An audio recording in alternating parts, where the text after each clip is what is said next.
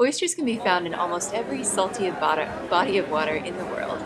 Here in the U.S., oysters grow on our Pacific coast, Atlantic coast, and Gulf Coast. While there are dozens of market varieties of oysters, there are really only 5 species grown in the U.S.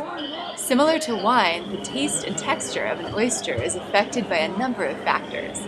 Location, rainfall, food source, and farming technique all contribute to the particular terroir of the oyster. Most oyster varieties are named by the bay or cove in which they were farmed. Oysters have always played an important role in the culture of coastal communities. Long before Europeans arrived on this continent, oysters were an important and plentiful source of protein for native populations. Today on the Gulf Coast, oysters are still plentiful and pretty cheap. It's not unusual for oysters to be purchased by the bagful, shucked on the spot, and slurped down with a Bud Light at your neighbor's Sunday barbecue. Here in Washington state, it is fabled that our capital, Olympia, was actually named for the native Olympia oyster after state officials feasted on the tasty shellfish at their first state dinner. Today, here in Seattle at least, oysters are considered a decadent treat by most due to their high prices, $2 to $3 each in most restaurants. Traditionally, oysters have been harvested using a method called dredging. In this method, heavy rakes connected to dredge nets are pulled along the seafloor, where they can damage habitat and remove or cover animals and plant life. Unwanted marine wildlife that is caught by the dredge nets is usually discarded, often dead or dying, after it is brought to the surface. Furthermore, dredging of wild oysters removes the oyster reef, which the next generation of oysters needs in order to attach themselves to the ocean bottom. Some research has shown that oyster beds are surprisingly resilient and can regenerate after dredging if given sufficient amount of time. Unfortunately, as dredging technology became increasingly efficient in the 1900s and demand for oysters grew, many areas were pushed beyond repair. Not only is the oyster habitat endangered by the practice of dredging, but every other living species on the ocean floor is affected as well. Many fish, sponges, grasses, sea stars, crabs, and other shellfish depend on the intricate topography of the reef for the habitat.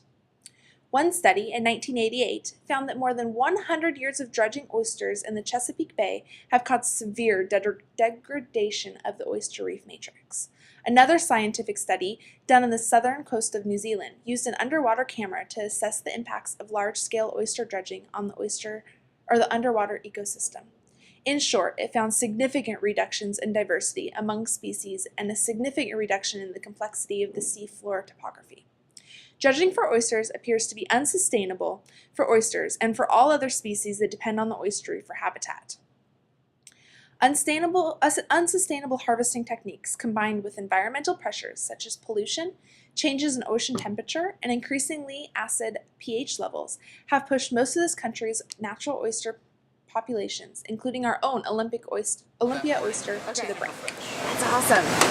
So you don't know anything about dredging, other places of the world where they dredge or... So dredging, I used to work in Alaska for the fishing industry. When you dredge, you're usually dredging for, you can dredge for scallops and stuff like that, but most of the time you're dredging for whitefish. Okay. They're going to dredge for pollock, and they're going to dredge for sole, and all your bottom fish, all your rockfish and snapper. Oysters are bycatch of that usually, okay. So are a lot of other endangered species. It's all bycatch. But yeah, dredge netting is the most damaging fishing method there is. Okay. It turns out we're lucky here in Washington state to be home to some of the most sustainable oyster operations in the world. Oyster farmers on this coast long ago stopped harvesting indigenous oysters in favor of growing their own unique varieties from seed, also called spat. Most of these oysters cannot reproduce, so they pose no threat to native oyster beds. Though the topography of the shoreline will dictate best practices and growing methods, most oysters are grown using a method in which the oyster spat is suspended on a rack or in a bag in the water, leaving the seafloor untouched. While the use of racks and bags for growing oysters is more labor-intensive, there are several benefits for both human and for nature. Nature benefits from the important filtering effects of the farmed oysters without any of the disturbance to the rest of the ecosystem. Some studies have shown a clear improvement in the diversity of aquatic life, including the presence of eelgrass in areas near oyster farming operations. The farmer benefits because he can more easily monitor his crop for quality. He can also move the oysters more easily in case of an environmental disaster or spill. The consumer benefits, again, from the high quality and the delicious variety of oysters that can be cultivated using these specialized methods. Flats are on net grades, and then you let them mature over the course of a couple years, and then all of your net grades and all of your flats are on hydros that you can go out to a boat and you lift them all up and you harvest the adults. Okay. And almost all oysters in Washington that you find at the grocery store come from the Hood Canal. And as far as unsustainable oysters, pretty much all the oysters that you buy at a grocery store are going to come from a farm. They're still considered wild oysters because they grow wildly. They're in the ocean the whole time. They're not in tanks or anything. The way you get unsustainable farming, or not farming, but oyster harvest, is when you have places like New Zealand or the other side of the Olympic Peninsula where you've got native oysters that are protected. People will poach those, where they illegally harvest. That's pretty much the only time I've ever seen unsustainable harvesting of oysters. Is hitting endangered species. But for the most part, they're not too hard to contain. Pretty much all the ones stay in the canal. The native are towards the mouth of the canal. You get down to Shelton, and that's where we have all of our Japanese Pacific oysters and stuff like that. Kumamotos, and then we get a couple other oysters from the BC, British Columbia. They've got a couple farms up there. So it turns out that nearly 95% of all oysters are sustainably farmed and harvested today. When we started our research, we had no idea we were actually beginning with the sustainable alternative. And even better, that the sustainable alternative is now the standard.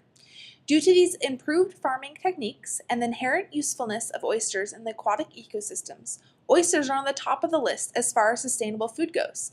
They are listed as the best choice, the highest rating on the seafood watch list.